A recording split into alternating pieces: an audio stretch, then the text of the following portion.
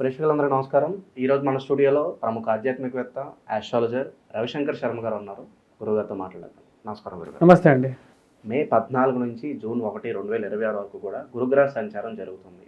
మరి ఈ సంచారం కారణంగా సింహరాశి వారికి ఎలా ఉండబోతుంది గురుగారు? సింహరాశి వారికి ఈ యొక్క గురుగ్రహ సంచారం అనేది అనుకూలమైనటువంటి ఫలితాలను ఇస్తుంది. ఎందుకంటే ఈ యొక్క సంవత్సరం గురువు లాభస్థానాల్లోకి సంచారం చేయబోతున్నాడు, సువర్ణమూర్తిగా ఉండబోతున్నాడు. అనుకూలమైనటువంటి ఫలితాలు, యోగకారకమైనటువంటి స్థితిలోకి గురుగ్రహ సంచారం జరుగుతుంది. కానీ ఈ రాశి వారికి వచ్చేటప్పటికి మనం గమనించినట్లయితే మే 14వ తారీఖు నుంచి గురువు అనుకూలంగా ఉంటున్నాడు. మే 14 నుండి అక్టోబర్ 18వ తారీఖు వరకు సువర్ణమూర్తిగాను, అక్టోబర్ 18 నుండి డిసెంబర్ వరకు కూడా లోహమూర్తిగాను ఉంటున్నాడు. ఈ డిసెంబర్ లోపల మధ్యలో వచ్చేటప్పటికి నవంబర్ 11వ తారీఖున గురువు వక్రగతిలోకి మారుతున్నాడు. వక్రగతిలోకి మారి తిరిగి గురువు మళ్ళీ సువర్ణమూర్తిగా మారుతున్నాడు అన్నమాట. అంటే ఇంచుమించుగా ఒక 3 నెలల కాలం వచ్చేటప్పటికి లోహమూర్తిగాను, మిగతా 9 నెలల కాలం సువర్ణమూర్తిగాను ఉంటున్నాడు అన్నమాట.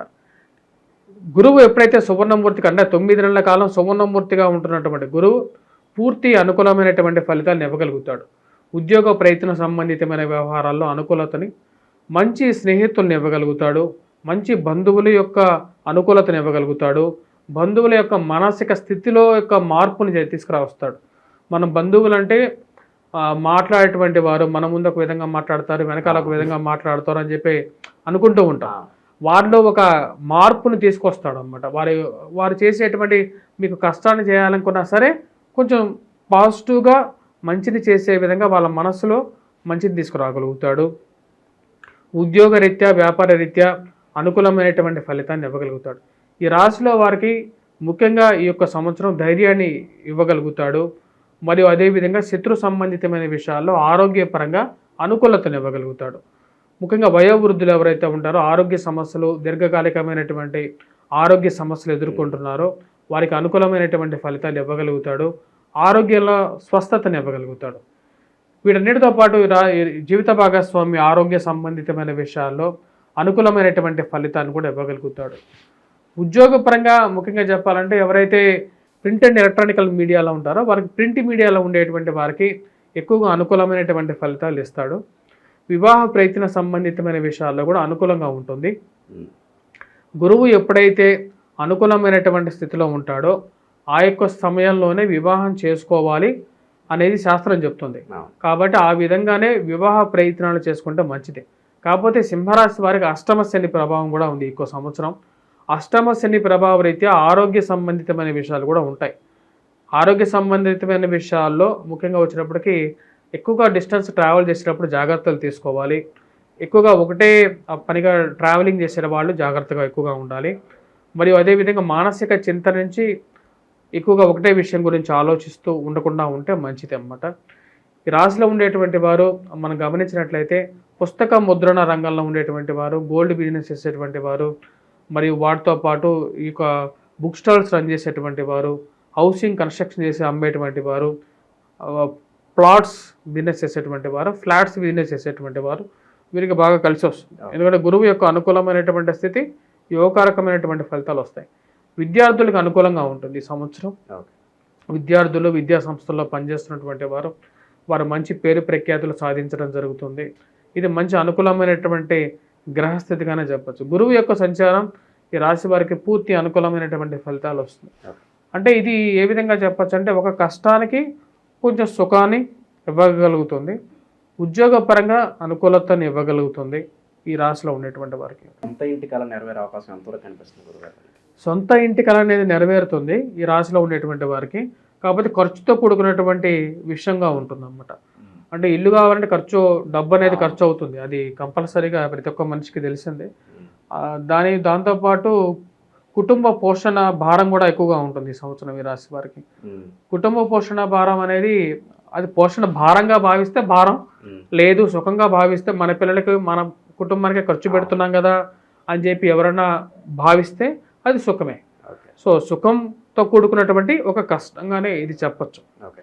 ఆకస్మిక ధనలాభం కావచ్చు, అనుకోని ప్రయాణాలు కావచ్చు, ఇవేమైనా సూచిస్తున్నాయి గురుగారు? ఈ రాశిలో ఉండేటువంటి వారికి లక్ ఫ్యాక్టర్ అనేది ఎక్కువ ఉంటుంది ఈ సంవత్సరం. అదేవిధంగా ఖర్చు ఫ్యాక్టర్ కూడా ఎక్కువ ఉంటుంది.